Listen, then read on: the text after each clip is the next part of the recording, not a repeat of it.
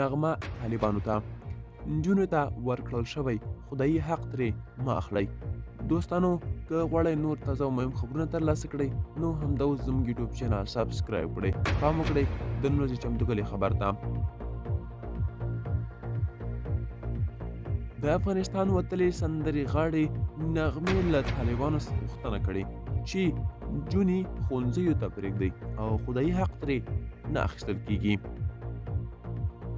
خبرې نغمې په دې وروستیو کې د افغان نجونو د تړلو ښوونځیو د پرانیستې غوښتنه په یوې داسې سندره کې کړې چې له موسیقۍ پرته یې ویلې او طالبانو له حکومته غوښتي چې د نجونو د زده کړو مخه دې نه نیسي. نوموړی وایي له دغه سندرې یې موخه دا وه چې اوسني چارواکي باید ژر تر ژره د نجونو ښوونځي پرانیزي. له سید الله نظامي سره په مرکه کې میرمن نغمې ویلې طالبان یې د سندرو مینوال دي، تمه لري غږ به یې واورېدل شي.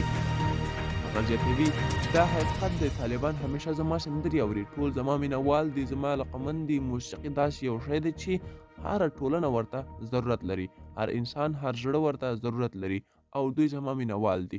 د دوی په ترانو کې چې دا اوس زه وینم ټول زما طرزونه دي، نو که دوی سندرې نه اوري نو دا طرزونه یې څنګه زده کړي دي.